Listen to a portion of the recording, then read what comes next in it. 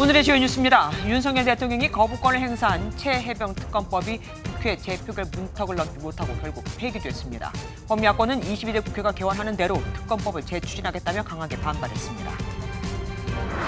군기 훈련을 받다 숨진 훈련병이 무리한 운동으로 근육이 손상되는 횡문근 융해증 증상을 보인 것으로 전해졌습니다. 육군은 군기 훈련을 지시한 중대장 등 2명을 과실치사와 가혹행위 혐의로 경찰에 넘겼습니다. 북한이 예고대로 어젯밤 군사 정찰 위성을 발사했지만 2분 만에 공중 폭발했습니다. 우리 군은 감시 장비에 포착된 폭발 장면을 이례적으로 공개했고 북한도 실패를 공식 인정했습니다. 경복궁 낙서를 사주한 혐의를 받는 일명 이 팀장이 경찰 조사를 받던 중 도주했다가 2시간 만에 검거됐습니다. 이 팀장은 수사관과 담배를 피우기 위해 흡연장으로 이동했다가 곧바로 담장을 넘은 것으로 알려졌습니다.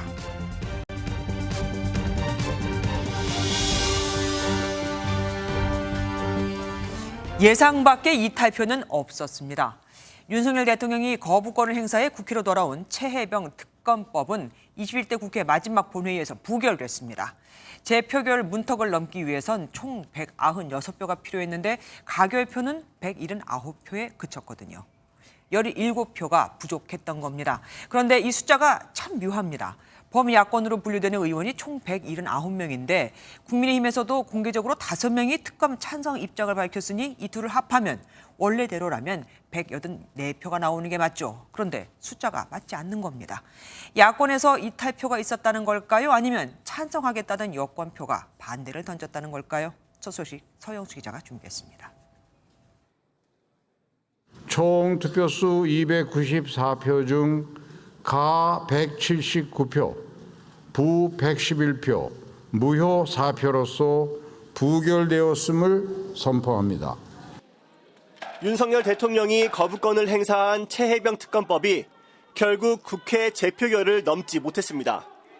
투표에는 재적 의원 296명 가운데 공천 과정에서 민주당을 탈당한 무소속 이수진 의원과 구속 수감 중인 윤관석 의원을 제외한 294명이 참여했습니다. 거부권이 행사된 특검법이 통과되기 위해서는 출석 의원 3분의 2 이상의 찬성, 즉 196명의 가결표가 필요했습니다. 하지만 무기명으로 진행된 투표함을 열어보니 법안 통과에 17표 모자란 179표 찬성에 그쳤습니다. 민주당은 막판까지 국민의힘 의원들을 향해 양심과 소신에 따라 투표해달라고 호소했지만 다시 한번 강조해서 말씀드리지만 수사 대상의 1번이 바로 해병 사망 사건 그 자체라는 것입니다. 이탈표 단석에 주력했던 국민의힘의 방어를 뚫지 못했습니다. 특검법은 정치적 이익을 위해 국가의 상권분립 정신을 훼손하고 공정한 사법작용을 마비시키려는 다수당의 폭정입니다. 지난해 9월 민주당 주도로 발의된 뒤 줄곧 전국의 뇌관으로 꼽혔던 최해병 특검법은 결국 21대 국회에서 최종 폐기됐습니다. 특검법 처리는 이제 22대 국회의 손으로 넘어갔습니다. MBN 뉴스 서영수입니다. 최해병 특검법이 최종 부결되자 야권은 일제히 국민의힘을 규탄했습니다. 더불어민주당은 국민의힘이 국민이 아닌 권력을 선택한 최악의 의회 참사의 날이라며 강하게 비판했고 조국혁신당은 대통령 탄핵까지 언급을 했거든요.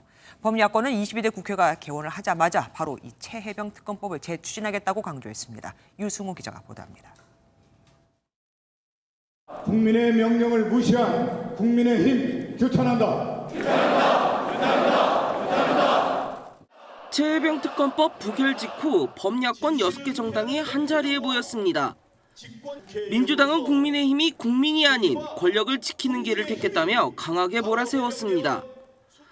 이 국민은 오늘을 한 줌의 권력을 지키기 위해 국민의 목소리를 짓밟은 최악의 의회 참사의 날로 기억할 것입니다. 조국혁신당은 다시 한번 대통령 탄핵을 언급했습니다. 윤석열 정권은 마침내 탄핵 열차에 연료를 가득 채우고 마침내 시동을 걸고 말았습니다. 야권 6개 정당은 22대 국회가 열리자마자 해병대원 특검법을 재추진하기로 했습니다. 규탄대회에 참석하지 않은 개혁신당도 힘을 보탤 예정입니다. 윤석열 대통령은 국민의 심판을 받을 것입니다. 비굴하게 침묵하는 국민의힘은 더 이상 보수도 무엇도 아닙니다. 특검법 대치로 22대 국회 출발이 순조롭지 않을 걸로 보이는 가운데 범야권은 이번 주말 2차 대규모 장외투쟁에 나섭니다. MBN 뉴스 유승호입니다.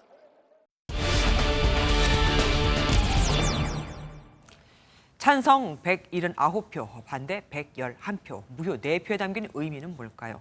정치부 유호정 기자와 뉴스 추적해 보겠습니다. 어서 오십시오. 찬성 179표, 여당 내 이탈표가 없었다고 봐야 합니까? 일단 표를 하나씩 분석을 해보면요. 민주당 이수진 의원, 또 무소속의 윤건석 의원이 불참하면서 참석자는 294명이었고요. 이 가운데 범야권이 179명, 범여권이 115명이었습니다. 네. 그런데 재표결 결과 찬성표가 179표. 범야권 참석자 수에 그쳤습니다. 일단 추경호 국민의힘 원내대표의 표 단속이 성공했다고 볼 수 있습니다. 하지만 국민의힘 안에서도 찬성표 행사를 예고했던 의원들이 분명히 있었습니다. 맞습니다. 안철수, 유이동, 최재형, 김웅, 김금태 의원 이렇게 네. 5명이 공개적으로 찬성 의사를 밝혀왔죠.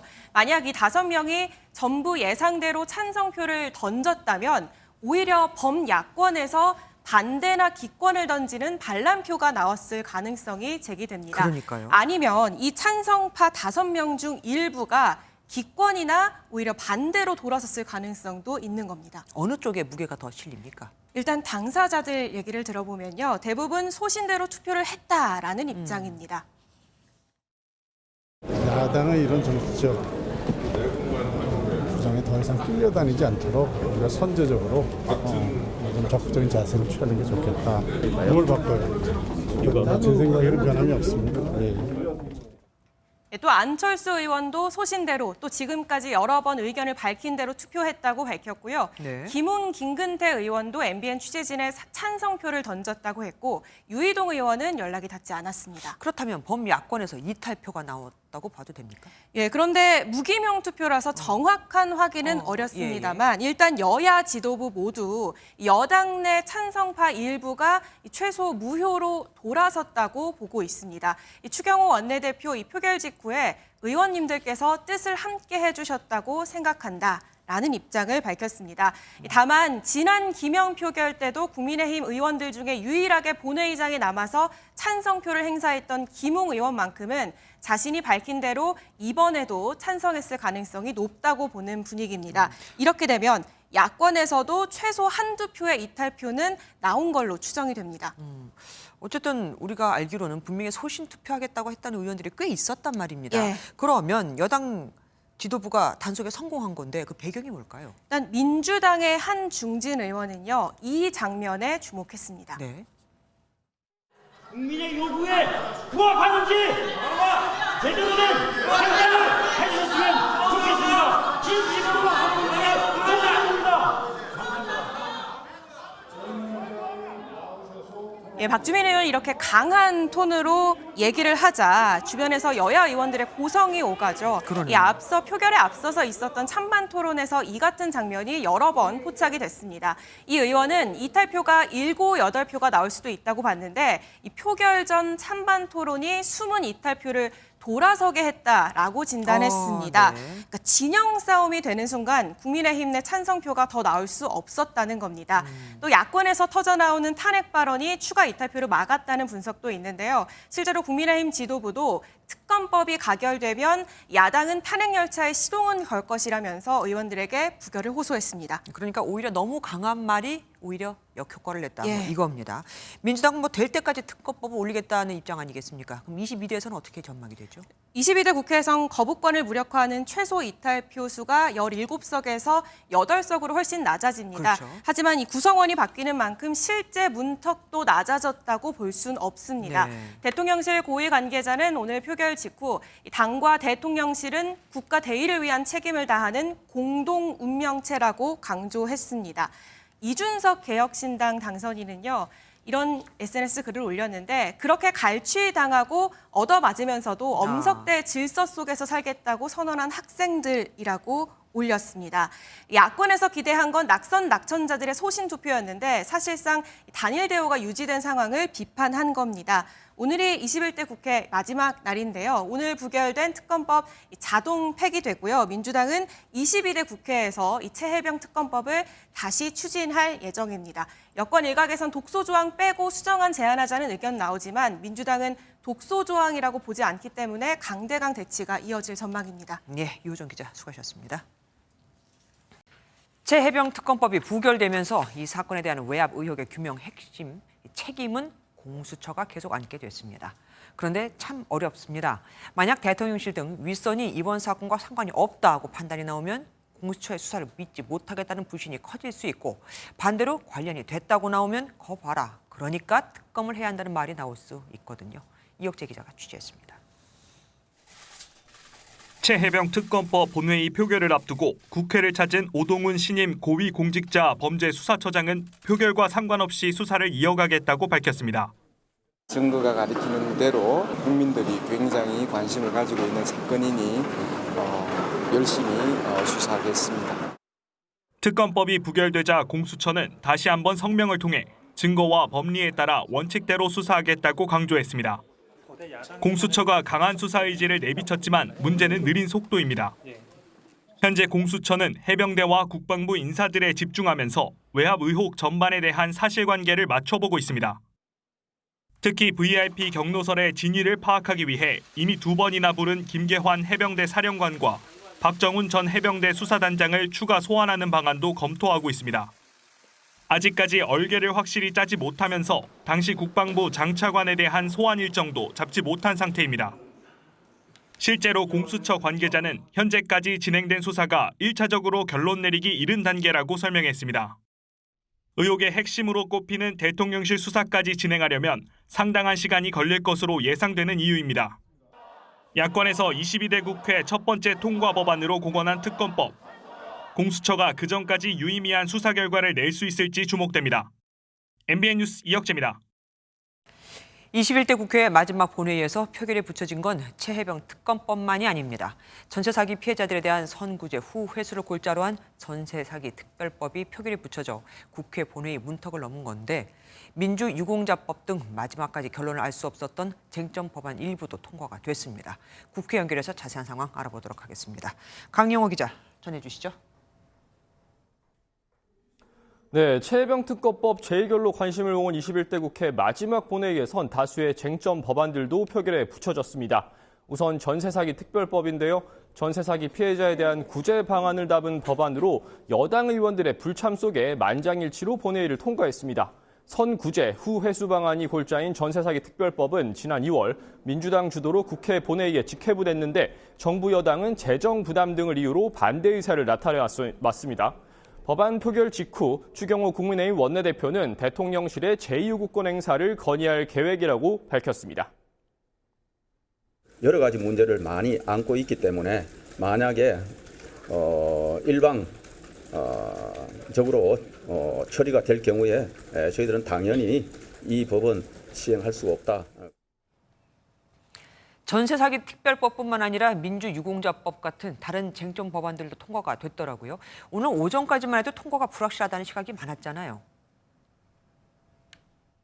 네, 민주유공자법과 양국관리법 등 본회의에 직회부된 쟁점 법안 7개 민주당이 오늘 처리하겠다고 별러왔었죠. 하지만 본회의 부의 표결 이후 24시간이 지나야 법안 표결이 가능하다는 국회법 때문에 처리가 불확실한 상황이었습니다. 민주당은 오늘이 마지막 본회의라는 점을 들어 김진표 국회의장을 계속 설득해왔는데요. 결국 김 의장은 7개 쟁점 법안 중 민주유공자법과 세월호법 등 4개 법안만 표결에 붙이기로 했고, 역시 여당 불참 속에 본회의를 통과했습니다. 민주유공자법의 경우 보은 사각지대를 해소하자는 민주당 주장과 가짜 유공자를 양산할 수 있다는 국민의힘 반대로 대치가 가장 치열한 법안 중 하나였고요. 세월호 피해자들에 대한 지원 연장을 담은 세월호 특별법 개정안은 다른 사회적 참사 피해자 지원과의 형평성 문제 등으로 정부가 난색을 표해왔습니다. 전세 사기 특별법을 비롯해 이들 쟁점 법안은 이르면 오늘 정부로 이송될 전망입니다. 지금까지 국회에서 MBN 뉴스 강용호입니다. 국토교통부는 즉각 입장을 내고 전세 사기 특별법의 제2요구를 제안하겠다고 밝혔습니다. 대통령실은 이외에도 민주유공자법 등 민주당이 강행 처리한 법안들도 한꺼번에 거부권을 행사할 가능성이 큽니다. 21대 국회는 협치 대신 강행 처리와 거부권이 반복되는 모습으로 마무리하게 된 거죠. 이기정 기자입니다. 정부는 입장문을 통해 국회를 통과한 전세 사기 특별법의 문제점을 조목조목 따졌습니다. 피해 주택 채권의 가치 평가가 어려워 집행 과정에서 분쟁만 일으킬 수 있고 국민 부담이 커진다고 지적했습니다. 지원에 쓰이는 주택도시기금은 무주택 서민이 저축한 청약통장으로 조성된 것이라고 강조했습니다. 일반 국민에게 악성 임대인의 채무를 증가하는 것과 다름없음에도 개정안이 일방적으로 처리된 것에 대해 깊은 유감을 표하며 윤석열 대통령도 거부권 행사로 가닥을 잡은 것으로 알려졌습니다. 대통령실 핵심 관계자는 법안에 문제가 적지 않아 거부권 행사가 불가피하다고 밝혔습니다. 민주당이 단독 처리한 다른 법안들도 무더기로 제2요구할 가능성이 큽니다. 제2요구는 신속하게 이뤄질 걸로 보입니다. 제2요구 시점이 22대 국회로 넘어가면 법안의 효력을 두고 논란이 있을 수 있기 때문에 21대 국회 임기 마지막인 내일까지 제2를 요구할 방침입니다. 오늘 중 법안이 정부로 이송되면 내일 임시 국무회의를 통해 거부권이 행사될 가능성이 큽니다. 21대 국회에서 재표결이 이뤄지기 어려운 만큼 법안은 자동 폐기될 것으로 보입니다. MBN 뉴스 이기종입니다. 오고 가는 언제 매일 여의도는 전쟁 중 Talk to me. 정치 톡톡 시간입니다. 국회 출입하는 표선우 기자와 함께합니다. 어서 오십시오. 첫 번째 보겠습니다. 김호중과 판박이. 잠깐만요. 우리 지금 정치 톡톡이잖아요. 정치 뉴스에 왜 김호중 씨가 나온 겁니까? 윤석열 대통령을 향해서 김호중 씨와 판박이라고 말한 사람이 있기 때문입니다. 네. 바로 민주당 박홍근 의원인데요. 네. 윤 대통령을 음주 뺑소니 혐의로 구속된 김호중 씨의 빗대 비판했는데요. 윤 대통령의 최해병 거부권이 김 씨처럼 거짓과 은폐로 이를 키우고 있고 김 씨의 뺑소니는 이종섭 전 장관의 출국을 떠올리게 한다면서 두 사람 대처가 판박이라고 비교한 겁니다. 네. 박 의원, 김 씨가 결국 감옥행 신세가 됐듯 윤 대통령의 시간도 끝이 났다고도 했습니다. 지탄의 대상이 된 김 씨와 지금 비교를 한 겁니다. 그런데 김 씨 팬들은요, 일부 정치권 인사들과 비교하면서 억울함을 호소하고 있습니다. 항소심에서 징역 2년을 선고받고 국회의원에 출마 후 검찰 독재를 부르짖는 당선인, 불체포 특권 포기 선언을 뒤집고 당의 부결을 읍소했던 당선인, 그리고 4년 동안 단 한 번도 검찰 소환 조사를 받지 않은 무소불위의 피의자를 거론하면서 국민을 기망하는 권력자들은 떳떳하게 살아가고 있는데 김호중 씨에게만 가혹하다는 겁니다. 뭐 직접적으로 콕 집어 언급은 안 했지만 뭐 누구를 얘기하는지 뭐 짐작은 됩니다. 두 번째 보겠습니다.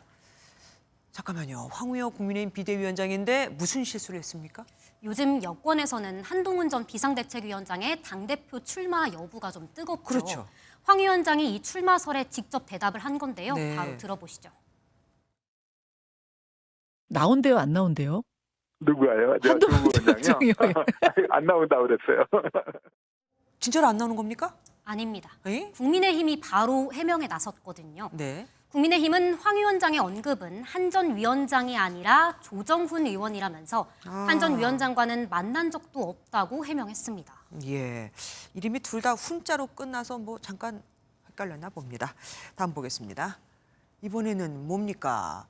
개헌 공방으로 얘기를 나눴던 두 사람입니다. 네, 맞습니다. 당권 도전자로 꼽히는 나경원 당선인이요. 모든 것을 열어놓고 논의해야 한다면서 임기 단축 개헌을 꺼내 들었는데 국민의힘 내부에선 미묘한 신경전이 벌어졌습니다. 네. 또 다른 당권 주자인 윤상현 의원이 나당선인을 겨냥한 겁니다. 윤 의원 SNS에 지금의 임기 단축 개헌론은 윤석열 정부를 조기에 끌어내리기 위한 선동 프레임이라며 여기에 동조하는 순간 윤 정부는 거야에 끌려다니는 수모를 당할 것이라고 적었습니다. 국민의힘 지도부도 바로 차단막을 쳤습니다. 의원 개인의 얘기이고 그리고 우리 국민의힘 모든 의원들은 거기에 동의하지 않는다. 나당선인 오늘 부랴부랴 대통령을 흔드는 정략적 의도는 저 역시 반대한다면서 핵심은 권력구조 혁신형 개헌이라고 강조했습니다. 예, 마지막 보겠습니다. 오픈런이요? 정치 뉴스에 왜 또 경제부 얘기가 나오는 겁니까? 아닙니까? 사진을 보시면 이렇게 침낭이랑 1호 법안이라는 글자가 보이시죠? 네. 민주당 서미화 당선인이 22대에서 1호 법안을 차지하려고 국회의원과에서 밤샘 대기에 나선 겁니다. 예, 그런데 요즘에는 온라인으로 접수하지 않습니까? 그런데 인터넷 접속보다 현장 서면이 더 빠르다는 게 판단입니다. 네. 또 더 큰 목적, 언론의 주목입니다. 21대에서도 민주당 박광훈 의원이 사회적 가치법 발의를 위해서 4박 5일 동안 대기 끝에 1호에 성공한 바 있습니다. 그때 그 법안은 어떻게 됐습니까? 최종적으로 만들어지긴 했습니까? 아니요, 21대 1호 결국 국회 문턱을 넘지 못했습니다. 아이고, 네. 20대 1호는 통과까지 7년이 걸렸고요. 19대와 18대는 폐기되거나 다른 법안에 흡수되는 형식으로 반짝하고 사라졌습니다. 1호라는 상징성도 있고 그리고 또 관심도 받을 수 있으니까 일석이조이긴 한데 좀 더 내실을 기하는 게 좀 필요할 것 같습니다. 지금까지 표선우 기자와 함께했습니다. 북한이 군사 정찰 위성을 발사했지만 2분 만에 공중 폭발했습니다. 우리 군도 면밀히 북한 동향을 지켜보고 있었다는 걸 증명하고 싶었던 걸까요? 우리 군이 감시 장비를 통해 포착한 폭발 장면을 이례적으로 신속하게 공개했습니다. 강재목 기자입니다. 불빛을 내뿜는 형체가 어두운 밤하늘을 가로지르더니 불꽃과 함께 폭발합니다. 우리 군 경비함정이 포착한 북한 정찰 위성 폭발 장면으로 합동참모본부가 이례적으로 공개했습니다. 합참은 북한이 어제 오후 10시 44분 발사한 군사 정찰 위성 발사체가 발사 2분 뒤 북측 해상에서 폭발했다고 밝혔습니다. 북한은 발사 1시간 30분 뒤 실패를 공식 인정했습니다. 조선중앙통신은 발사가 실패한 이유에 대해 새로 개발한 액체 산소와 석유 엔진에 사고 원인이 있는 것으로 초보적인 결론을 내렸다고 설명했습니다. 북한이 발사에 활용한 액체 산소와 석유 발동기 조합 기술은 러시아가 자랑하는 기술이자 북한이 이전까지는 사용하지 않던 방식입니다.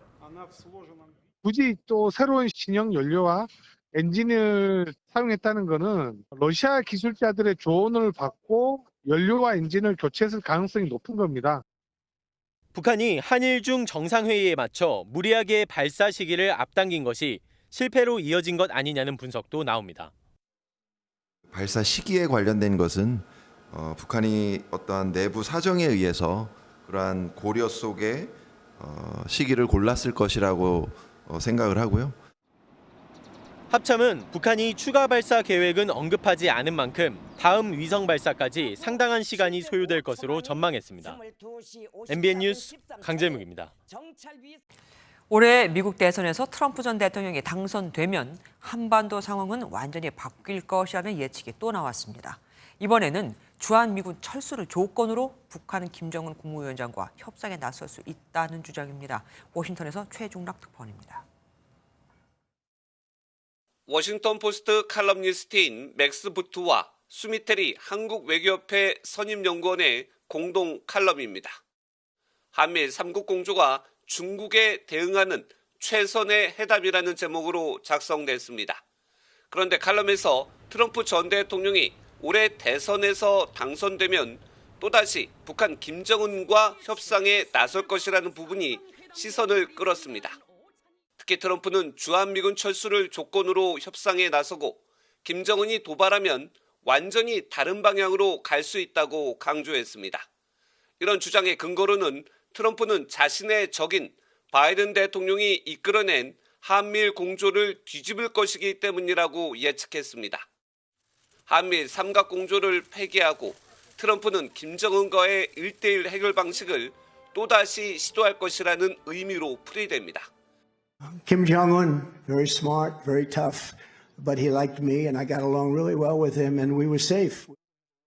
결국 칼럼은 트럼프의 귀환은 한미일을 포함해 미국의 전반적인 동맹에 심각한 결과를 가져올 것이라고 주장했습니다. 이어 트럼프는 주한미군 방위비 분담금에 집착하고 있으며 과거 한미 연합훈련을 중단한 바 있고 한미일 연합훈련 비용을 댈 것 같지 않다고 지적했습니다. 그럼에도 칼럼은 한미일 캠프 데이비드 회동 이후 50회 넘는 공조가 이루어졌다면서 여전히 해야 할 일은 많다고 조언했습니다. 워싱턴에서 MBN 뉴스 최종락입니다.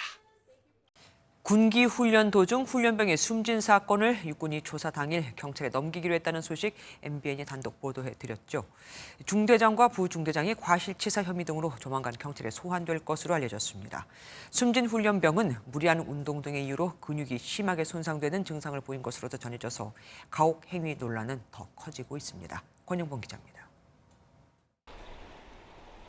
조사 착수 하루 만에 육군 수사단은 군기 훈련병 사망 사건을 관할인 강원경찰청에 이첩했습니다. 현장에서 군기 훈련을 지시했던 중대장과 부중대장에게 업무상 과실치사, 직권남용 가혹행위 혐의가 적용됐습니다. 강원경찰청은 사건 기록과 부검 결과, 현장 감식 내용 등을 토대로 수사 대상자들을 불러 조사할 방침입니다.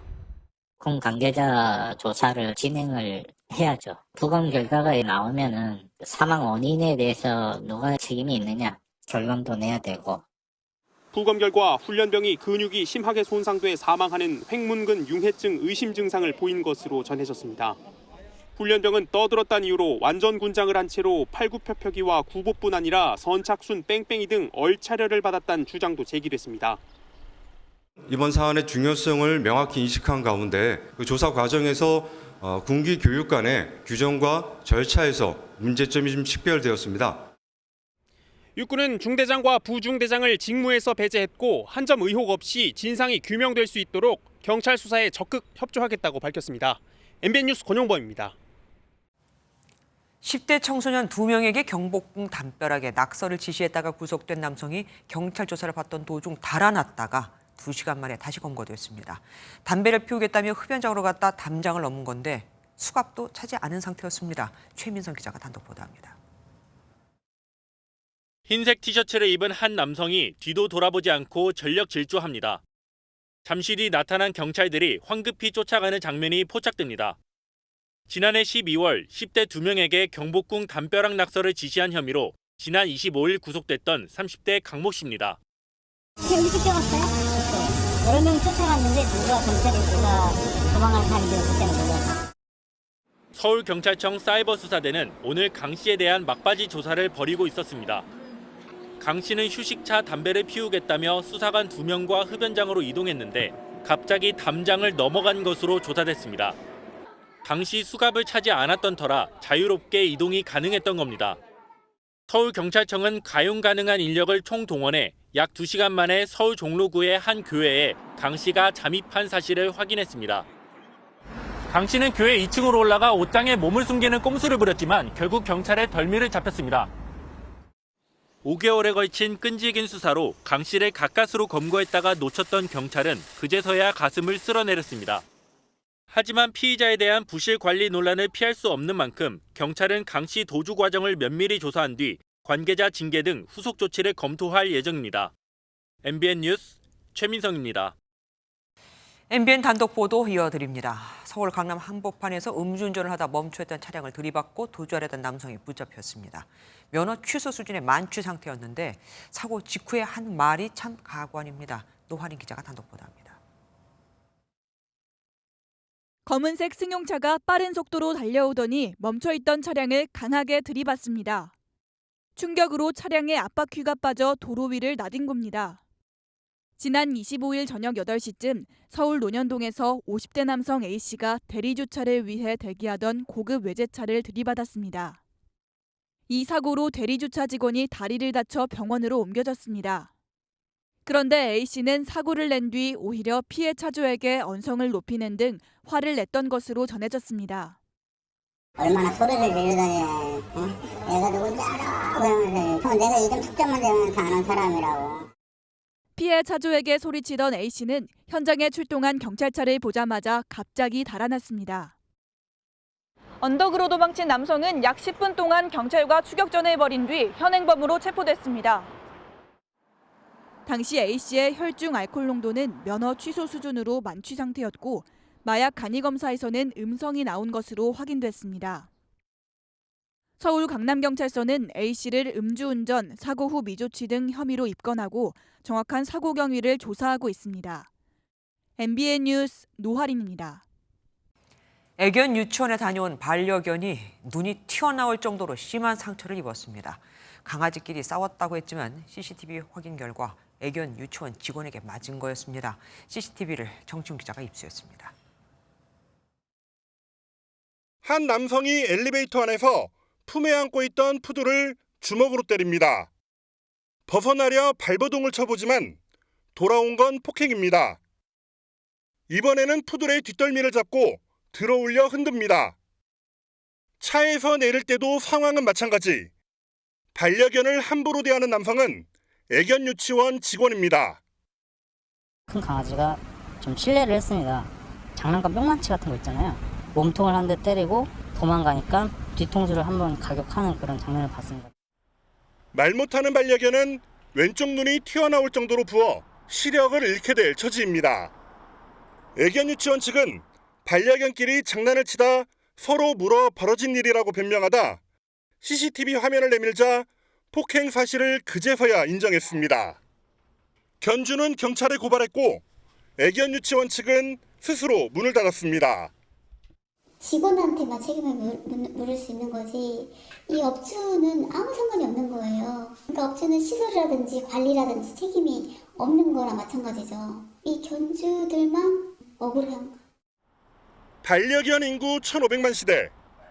반려견 위탁업종 또한 성행하고 있지만 직원의 자격 요건이나 교육 등 제도는 미흡한 실정입니다. MBN 뉴스 정춘우입니다. 10년 가까이 SK 하이닉스에 다니다가 경쟁 회사인 화웨이로 이직하면서 반도체 핵심 기술을 빼돌린 중국인이 재판에 넘겨졌습니다.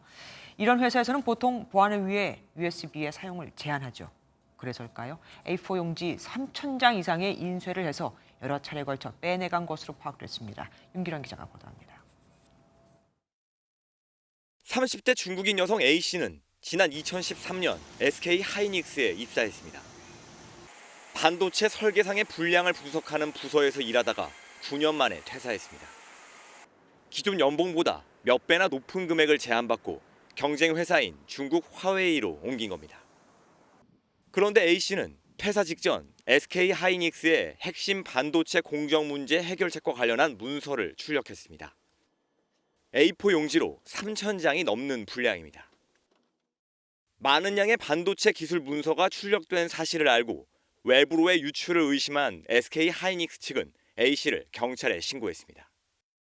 경찰은 A씨가 출력한 문서를 여러 차례 가방에 담아 나간 뒤 화웨이 측에 전달했다고 봤습니다. 지난달 여행을 하러 입국하면서 공항에서 체포된 A씨는 혐의를 부인한 걸로 알려졌습니다.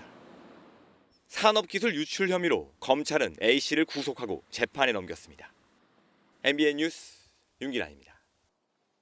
서울의대 교수들이 이대로라면 의료계가 무너질 것이고 그 책임은 윤석열 대통령이 지게 될 것이라고 직격하면서도 정부가 원점 재논의를 받아들이면 의료계도 일단 교육이 가능한 정도의 증원에 합의할 생각이 있다고 밝혔습니다. 전공의 이탈 100일째, 정부를 향한 대화의 물꼬를 넓힌 건데 내년 의대 정원 확대는 사실상 확정이 된 상태죠. 정부는 비현실적이라며 이참에 병원을 전문의 중심으로 전환하기 위한 논의에 속도를 내고 있습니다. 박유영 기자가 보도합니다. 서울대의대 교수들이 제자와 전공의들을 향해 이제 그만 돌아오라며 눈물을 보였습니다. 외롭다고 생각하지 말고 모든 직역에게 버림받았다고 생각하지 말고 꼭 돌아와 달라고 전공의들한테 말하고 싶은데 교수들은 의정 갈등 피해자인 국민께 죄송하다며 고개를 숙였지만 정부, 특히 대통령실을 향해선 날선 비판을 쏟아냈습니다. 이대로 강행된다면 대통령께서는 우리나라 의료계를 붕괴시킬 책임자로서 손가락질 받게 될 것입니다. 대학별 입시 요강 발표만 남은 상황이지만 지금이라도 의대 증원을 원점에서 재검토해야 한다는 주장도 이어갔습니다. 정부는 이를 비현실적이라고 일축하면서 전공의 중심의 병원 체제를 전문의 중심으로 전환하기 위한 논의에 들어갔습니다. 상급 종합병원이 수련생 신분인 전공의에 대한 과도한 의존도를 낮추고 숙련 인력 중심으로 중증 진료에 집중할 수 있도록 전공의 집단 사직에 따른 의료 공백 사태가 100일째 계속되는 가운데 현재 주요 수련병원 100곳에 있는 전공의는 6.8%에 그칩니다. 정부는 각 수련병원에 이달 31일까지 전공의들을 면담하고 복귀 의사를 파악해달라고 요청했지만 현장에선 의정 갈등이 여전한 만큼 상황이 달라지진 않을 거란 반응이 나옵니다. MBN 뉴스 박영입니다. 오일머니의 힘일까요? 대기업 총수들이 국빈 방문한 아랍에미리트 대통령을 만나기 위해 총출동했습니다. 엔터테인먼트와 게임, 패션 기업 대표도 참석해서 아랍에미리트가 추구하는 미래상을 짐작해 했습니다. 김종민 기자가 보도합니다. 이재용 삼성전자 회장과 최태원 SK그룹 회장, 김동관 한화그룹 부회장이 잇따라 건물 안으로 들어섭니다. 윤석열 대통령과의 정상회담을 위해 우리나라를 국빈 방문한 아랍에미리트 무함마드 빈 자예드 알 나흐얀 대통령을 만나기 위해서입니다. 전통적인 제조기업뿐 아니라 유통과 문화, 게임, 의류 등 다양한 분야의 기업인들이 함께했습니다. 뭐 경제 관련, 문화 관련 이런 얘기 아니겠어요? 그렇죠? 네. 삼성의 경우 아랍에미리트의 바라카 원전 건설에 참여했고 SK와 현대차, 한화도 에너지와 친환경 모빌리티, 방산 분야에서 관계를 이어오고 있습니다. 아랍에미리트가 현재 탄소 배출 제로를 목표로 하는 마스다르 시티를 개발하고 있어 이번 만남을 계기로 추가 협력 방안을 논의한 것으로 전해졌습니다. 또 NC소프트 김택진 대표와 하이브 방시혁 의장, 무신사 조만호 대표도 함께한 만큼 게임과 K-팝, 패션 분야의 파트너십에 대한 기대감도 나오고 있습니다. 네, 좋은 말씀 많이 들었습니다. 굉장히 좋았습니다. 굉장히 좋았고요. 굉장히 애착을 많이 가지고 계시다는 말씀 많이 하셨어요. 아랍에미리트와 우리나라 교역 규모는 지난해 208억 달러 수준으로 아랍에미리트는 한국의 14위 교역국으로까지 올라섰습니다. 무함마드 대통령은 자신의 SNS를 통해 한국과의 경제 협력과 긴밀한 인적 유대를 통해 더 많은 발전을 이루겠다고 밝혔습니다. MBN 뉴스 김종민입니다. 중국에서 또 건물이 붕괴됐습니다. 아파트의 한쪽 면이 무너진 건데 사망자가 4명이나 됩니다. 홍수로 인해 집안이 약해진 게 원인으로 지목됐지만 외신들은 부실 시공과 불법 증축, 개축 문제를 지적하고 있습니다. 베이징에서 윤석정 특파원입니다. 구조대원들이 무너진 건물 잔해 밑에서 생존자를 발견하곤 들것에 옮깁니다. 어제 오후 2시쯤 중국 동부 안후이성 퉁닝시의 한 아파트 단지에서 5층짜리 건물 한 동의 일부가 갑자기 무너졌습니다. 이 사고로 5명이 매몰됐는데 밤늦게 12살 소녀만 구조됐을 뿐 나머지 4명은 목숨을 잃었습니다. 据现场人员目击，坍塌建筑为一幢5层居民楼，楼栋一侧坍塌，有挖掘机正在现场作业开展救援。 전문가들은 요 며칠 이 지역에 쏟아진 폭우가 집안을 약화시켜 붕괴했을 가능성이 있다고 추정했습니다. 하지만 외신들은 부실공사 의혹을 제기했습니다. AP통신은 1980-90년대 경제 호황기에 단기간에 건설된 건물이 노후화되면서 부실 시공과 불법 증개축 문제가 드러나고 있다고 지적했습니다. 실제로 재작년 4월엔 후난성 창사에서 불법 증개축한 건물이 무너져 50명이 넘게 사망한 적이 있습니다. 또 지난 1일 광둥성 고속도로 붕괴로 48명이 사망한 사고가 발생했을 때도 중국 누리꾼들을 중심으로 부실 시공 의혹이 제기됐습니다. 베이징에서 MBN 뉴스 윤석정입니다. 이스라엘이 라파 난민촌을 폭격한 지 이틀 만에 라파 중심가로 병력을 진입시켰습니다. 라파는 수십만 명의 난민이 거주하는 곳이죠. 앞서 난민촌 폭격으로 45명이 숨졌는데 이번 공격으로 사망자는 더 늘어날 것으로 보입니다. 이기욱 기자가 보도합니다.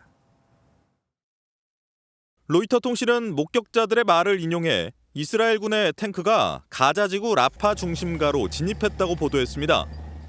라파 지역은 가자 지구의 피난민 100만 명 이상이 천막을 치고 머물고 있는 최후의 피난처입니다. 이스라엘은 20여일 전 라파 국경 검문소를 장악했고 이틀 전에는 난민촌을 폭격하며 45명의 사망자가 발생했습니다. The dead body of a father who was basically holding his child, perhaps around 3 years old of age. They both had burned and charred. They couldn't separate them. 현재 라파 난민촌은 부상을 당한 아이들조차 열악한 의료 환경 탓에 치료를 받지 못하고 있고 시신 수습도 제대로 안 된 상황입니다.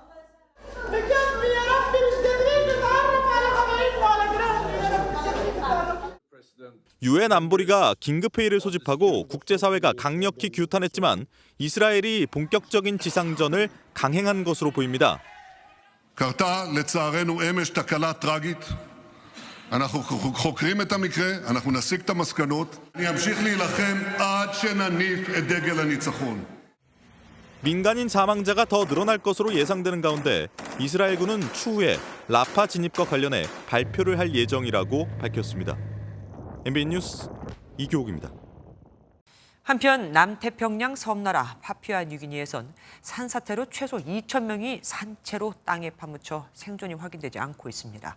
지금까지 알려진 사망자만 670명입니다. 추가 붕괴 우려 속에 주민들이 맨손과 막대기로 구조에 나서고 있지만 이 와중에도 파푸아뉴기니 국회에는 총리 불신임 투표로 정신이 딴 데가 있습니다. 송지영 기자입니다. 맨손으로 나무 막대기로 흙과 돌멩이를 파헤치며 주민들이 구조 작업을 합니다. 흙더미 깊이 8m 아래 묻혀있는 가족과 이웃을 찾기 위한 고군분투입니다.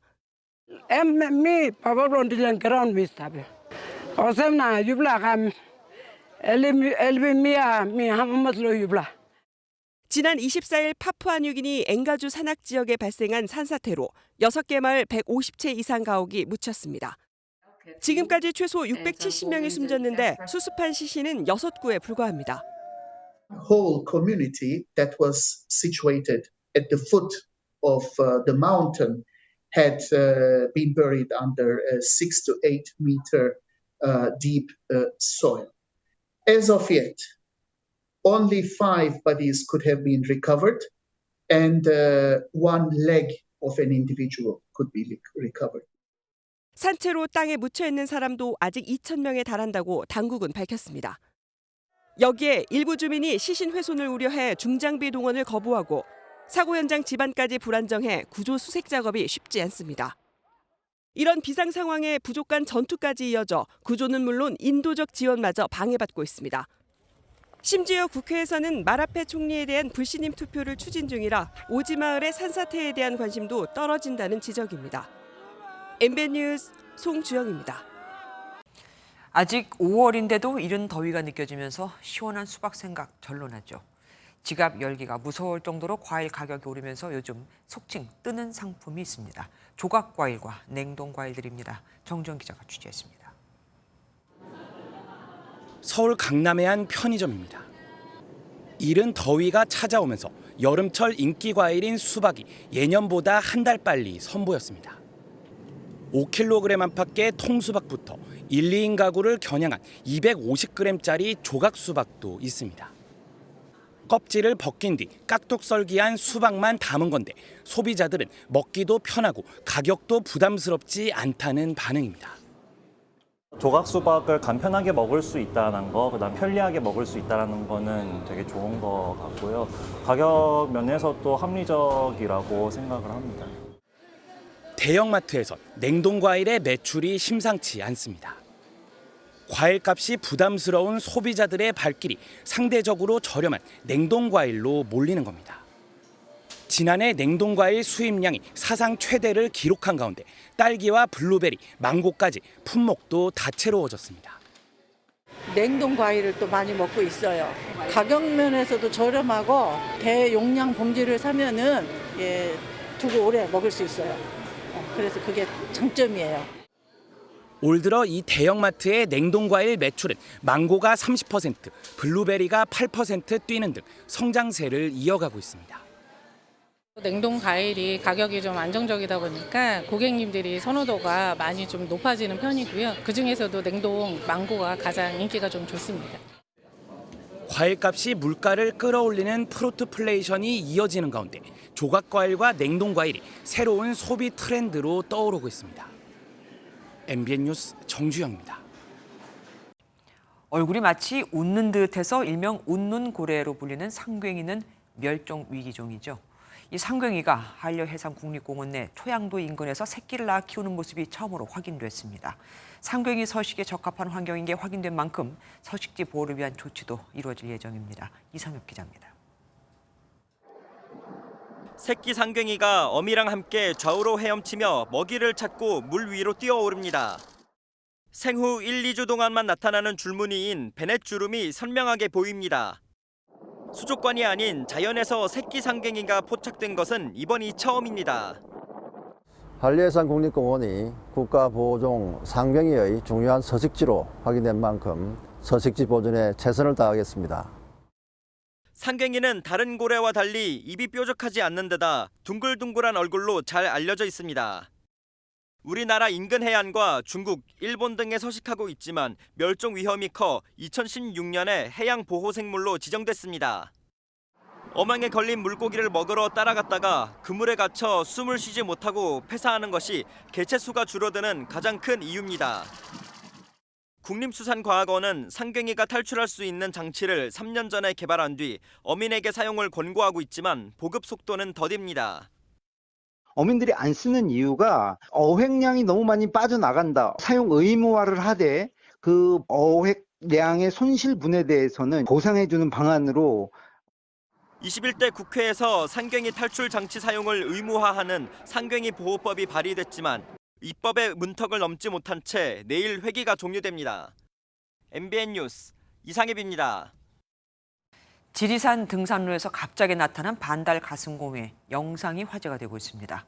곰은 5월 중순부터 8월까지 짝짓기 시기라 활동이 왕성해져 이 시기에 마주칠 확률이 늘어날 수 있는데 만약 곰을 진짜로 마주치게 되면 어떻게 해야 할까요? 강세영 기자가 알아봤습니다. 숲에서 부스럭거리는 소리가 나더니 검은 털을 가진 동물이 나타납니다. 사람을 쓱 쳐다보고 걷다가 나무 사이로 몸을 숨기는 이 동물은 멸종위기종 반달 가슴곰입니다. 얘도 가만히 있었어, 처음엔. 근데 우리가 가만히 있으니까 얘가 이제 움직이더라고요. 전혀 위협적인 느낌이 없었어요. 현재 우리나라엔 85마리의 반달 가슴곰이 살고 있는데 5월 중순부터 짝짓기 철이 시작돼 8월까지 활동이 왕성해집니다. 주식은 머루 산딸기 같은 열매나 도토리입니다. 이 식성 덕분에 숲의 농부라는 별명이 붙었습니다. 종자 산포 역할을 좀 많이 하거든요. 열매 같은 거를 먹고 먹은 열매를 이제 다른 지역으로 가서 배설을 하면 그런 게 영양분이 있으니까 또 발화율도 높고. 공격적일 거란 오해와 달리 반달가슴곰은 사람을 보면 피하는 습성이 있습니다. 그래서 정해진 탐방로로 등산하면 곰과 마주치는 일은 잘 일어나지 않습니다. 종을 달고 산행을 하거나 가끔 호루라기를 불어 존재를 알리면 곰이 먼저 숨거나 피합니다. 비교적 가까운 거리에서 곰과 마주쳤을 때는 급하게 뒤로 돌아 도망치지 말고 이렇게 천천히 뒤로 걸어서 그 자리를 벗어나면 됩니다. 수천 년 전부터 함께했던 생태계의 일원 반달가슴곰. 규칙만 지키면 공존할 수 있습니다. MBN 뉴스 강세현입니다. 전국에서 봄이 가장 늦게 찾아와 한국의 알프스라 불리는 강원도 대관령에도 이제 봄이 왔습니다. 좁은 우리에서 초원에 풀이 자라기만을 기다렸던 70년 혈통의 우리 한우들도 초원을 뛰어다닐 수 있게 됐죠. 장진철 기자가 취재했습니다. 소들이 길을 따라 힘차게 내달립니다. 도착한 곳은 해발 900m 대관령 푸른 초원. 좁은 우리에서 7개월 만에 나와 싱싱한 목초를 만난 소들은 신이 났습니다. 이날 방목한 암소 200마리는 국립한우연구소에서 외부와 차단한 채 애지중지 키운 70년 혈통의 한우입니다. 소들은 날씨가 추워져 더 이상 풀이 자라지 못하는 11월 초까지 이 넓은 초원을 뛰어다니며 생활하게 됩니다. 축구장 250개 면적의 들판을 뛰어다니며 신선한 풀을 뜯게 되면 번식률도 높아집니다. 적당한 운동량과 일광욕을 통해서 번식률을 개선할 수 있고요. 일반 축산 농가 대비 번식률이 한 15% 정도 개선되는 효과가 있습니다. 소 한 마리가 하루에 치우는 70kg의 풀을 해결할 수 있어 사료비도 줄일 수 있습니다. 한국의 알프스 대관령에도 명품 한우들의 우렁찬 울음소리가 봄이 찾아왔음을 알렸습니다. MBN 뉴스 장진철입니다. 짧은 시간에 통증 없이 암세포를 정밀하게 타격할 수 있는 중입자 치료. 그동안은 전립선 암 환자만 가능했는데 오늘부터 간암과 췌장암 환자도 이 방법으로 치료를 받을 수 있게 됐습니다. 문제는 5, 6천만 원에 달하는 비용입니다. 신용수 기자입니다. 흰색 통 안에 환자가 누워 자리를 잡자 밖에 있는 거대한 기계가 360도 돌더니 30분 만에 치료가 마무리됩니다. 새로 도입된 회전형 중입자 치료기의 치료 모습입니다.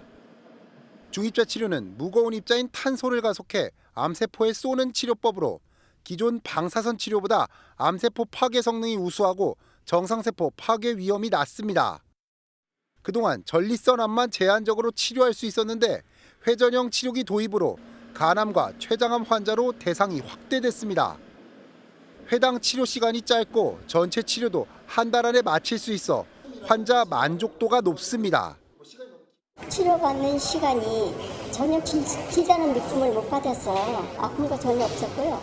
암이라는 걸 치료를 하는데 이렇게 편안하네 이런 느낌이 들 정도로.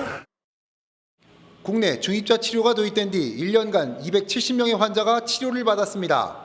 앞으로 간암과 췌장암까지 더해지면 환자 수는 빠르게 늘어날 전망입니다. 이게 회전형 치료실이 이게 1번이고, 그러니까 2번 치료실까지 이제 오픈이 되면은 연간 1,000명 정도의 환자분을 치료하는 게 목표입니다. 병원 측은 올해 하반기 폐암을 비롯해 적응증을 더 확대한다는 계획입니다. 또 수천만 원에 달하는 치료 비용 부담을 줄이고자 건강보험 급여도 신청한 상황입니다. MBN 뉴스 신용수입니다. 고속도로 통행료를 낼 때 쓰는 하이패스는 신용카드뿐만 아니라 단말기도 필요하죠. 이제 이게 없어도 되는 시대가 왔습니다. 정부가 하이패스가 없어도 번호판을 인식해 자동으로 요금을 결제하는 시스템을 구축했거든요. 이수근 기자가 시범 현장에 다녀왔습니다. 경부 고속도로 관문인 서울 톨게이트에 차량 행렬이 길게 늘어서 있습니다. 하이패스 차로로 들어가려는 차량들이 몰린 겁니다. 하이패스를 이용하지 않는 게이트는 오히려 한산합니다. 빠르게 통과하려고 만든 하이패스 차선이 오히려 정체를 빚는 현상이 나타나자 국토교통부는 하이패스가 없어도 무정차 요금 징수가 가능한 스마트 톨링 시스템을 개발해 오늘부터 시범 적용에 들어갔습니다. 카메라가 번호판을 인식해 요금을 부과하는 방식으로 차량은 속도를 줄이지 않아도 통행이 가능합니다. 실제로 하이패스 단말기가 설치되지 않은 차량 서너 대가 연이어 하이패스 차로를 빠르게 지나갔지만 정상적으로 요금 결제가 이루어졌습니다. 도로공사 홈페이지에 미리 신용카드를 등록해 놓거나 나중에 자진 납부 방식입니다. 15일 동안 미납할 땐 고지서가 발송됩니다. 교통 안전에도 좋고 효율적이고 어떠한 그 불안감 이것도 없고. 번호판 인식과 하이패스 인식이 동시에 이뤄져 이중 결제가 될 가능성은 없습니다. 하이패스 단말기를 먼저 인식을 했을 경우에는 결제가 가능한 거고, 인식이 안 됐을 경우에 번호판을 촬영해서 결제를 하는 방식이기 때문에. 정부는 전국 9곳의 톨게이트에서 1년간 시범적으로 운영한 뒤 확대 여부를 결정할 방침입니다. MBN 뉴스 이승훈입니다. 한강 바로 위에 누워서 노을과 야경을 즐길 수 있다면 어떨까요? 국내 최초 다리 위 호텔이 문을 엽니다. 주변을 있는 그대로 즐길 수 있게 3면이 다 통창이라고 합니다. 신혜진 기자가 미리 다녀왔습니다. 한강대교를 달리는 차량 너머로 건물 한 채가 우뚝 솟았습니다. 코로나19 이후 사용이 중단된 전망 카페가 국내 최초의 다리 위 호텔로 변신했습니다. 144제곱미터, 44평 정도 되는 단독 객실로 침실과 욕실이 분리된 화장실, 거실, 간이 주방이 갖춰져 있는 특급 호텔 스위트룸 수준입니다. 고가의 수입 오디오와 더불어 벽 한 면을 책장으로 짜넣어 인테리어 활용도를 높였습니다. 이렇게 계단을 올라가면 아늑한 침실이 나옵니다. 가장 먼저 눈에 띄는 게 전면에 있는 통창입니다. 저녁엔 이 통창을 통해서 한강의 야경을 감상할 수 있습니다. 노을진 하늘과 어우러진 한강 철교와 노들섬, 여의도 전경을 한눈에 즐길 수 있습니다. 7월 16일 개관 기념으로 추첨을 통해 무료 숙박을 제공합니다. 이제 미혼모로 애를 키우면서 중학교 1학년 딸이 있는데 지금까지 커온 대견한 딸을 위해서 이제 신청을 했어요. 최대 4명이 이용할 수 있는 객실의 숙박비는 34만 5천 원에서 최고 50만 원으로 예약은 7월 1일부터 온라인 숙박 플랫폼 에어비앤비 홈페이지에서 가능합니다. 서울시는 여의도에 200실 규모 수상 호텔을, 잠실엔 요트 50대가 계류할 수 있는 도시명 마리나를 조성해 선박 스테이도 운영할 계획입니다. MBN 뉴스 신혜진입니다.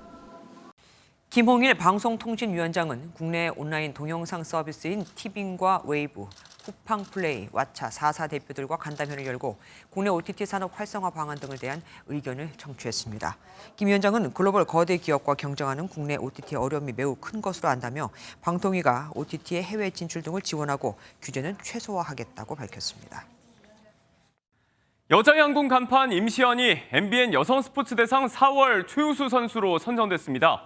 현대 양궁 월드컵 1, 2차 대회 모두 금메달을 따며 최고의 실력을 확인했는데요. 파리에서도 금빛 관역을 명중시키길 응원합니다. 오늘의 장면입니다.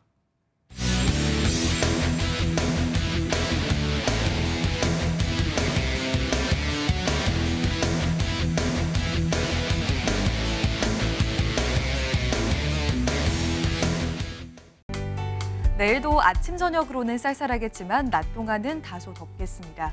입고 벗기 편한 겉옷을 착용하셔야겠습니다. 내일 아침 내륙은 10도 안팎, 대관령을 비롯한 강원 산지는 5도 안팎까지 뚝 떨어지겠습니다. 내일 하늘에 구름이 거의 지나지 않는 만큼 자외선 지수가 높게 나타나겠습니다. 전국적으로 매우 높은 수준까지 지속겠습니다. 오늘 늦은 저녁까지 남부 내륙으로는 소나기가 지나는 곳이 있겠습니다. 내일은 전국 하늘 맑게 드러나겠습니다. 내일은 동해안 지역의 낮 기온도 크게 올라서 전국적으로 25도 안팎의 초여름 더위가 예상됩니다. 중부지방 낮 기온은 서울이 27도, 춘천 28도, 강릉은 30도까지 오르겠습니다. 남부지방도 전주가 27도, 대구는 29도까지 올라서 오늘보다 3에서 4도 정도 높겠습니다. 오는 금요일에는 제주도에, 주말 사이에는 강원도에 비가 내릴 전망입니다. 내셨습니다.